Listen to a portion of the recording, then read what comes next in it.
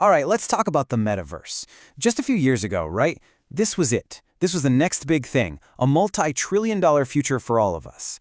And now? Well, it feels more like a weird dream we all had. So what on earth happened?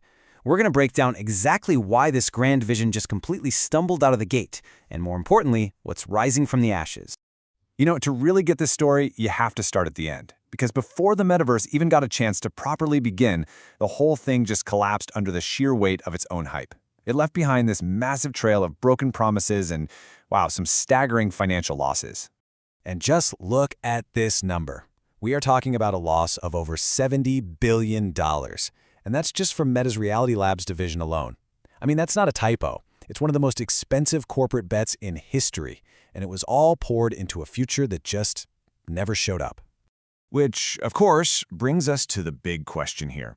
How did an idea with all the biggest names in tech behind it, with what seemed like infinite money, just completely fail to launch? Well, to figure that out, we have to go back to the beginning. And its origin story wasn't in some high-tech lab.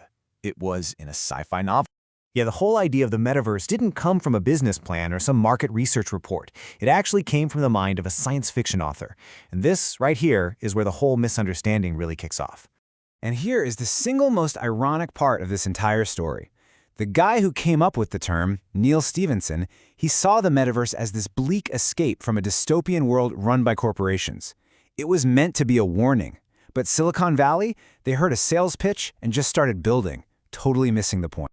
And, you know, this idea was bubbling under the surface for decades. It starts with the book back in '92, then you get a proof of concept with Second Life in the early 2000s. But the real gas on the fire? That was when Facebook bought Oculus. That move set the stage for the absolute explosion of hype when the company changed its name to Meta in 2021. But all of that money, all of that hype, it ran smack into a huge, very inconvenient wall, us, the human brain. See, the core problem wasn't about internet speeds or processing power. It was a fundamental clash between the tech and our own biology. And this brings us to this concept called the uncanny valley. Those legless cartoon avatars from Meta, they didn't feel like a fun new way to connect. They just felt weird, unsettling. They looked just human enough to be creepy, which triggers this deep-seated psychological rejection. It's pretty hard to feel a deep social connection when you're kind of creeped out. And it goes even deeper than that. I mean, our brains are literally hardwired for the real physical world. Even a tiny millisecond delay between what you do and what you see in a VR headset can make you feel sick. On top of that, just existing in a virtual world makes your brain work overtime, so you get tired way faster. We just weren't built to live inside a computer. Just think about how you use your phone. It's completely frictionless, right? It's always there, it's instant, it's easy. Now, compare that to putting on a VR headset. It's heavy, it can get hot, it totally isolates you, and you have to actually plan to use it. That's a huge amount of friction. The best tech just disappears into our lives. The metaverse demanded that we stop our lives completely just to enter it. But here's the really wild part. While Meta was spending billions building this empty virtual world, other metaverses were already taking off and absolutely thriving. They just didn't call themselves that. They were games.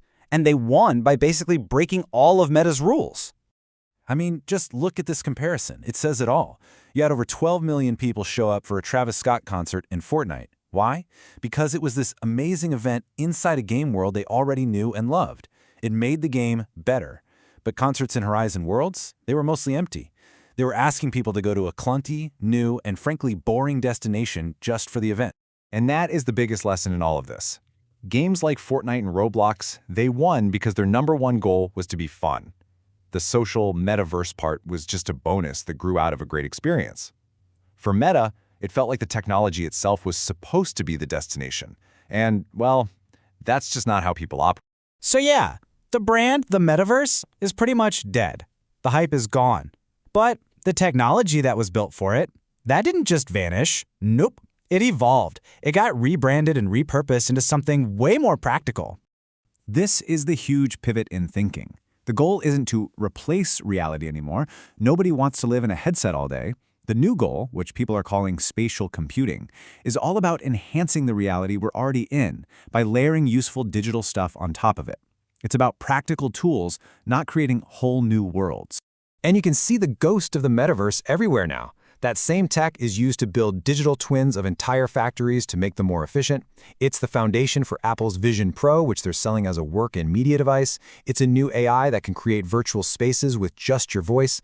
And it's in the smart glasses that are trying to add a little bit of digital info to your world without being a giant headset. So what's the takeaway from all this? The whole saga of the metaverse wasn't just another failed tech product.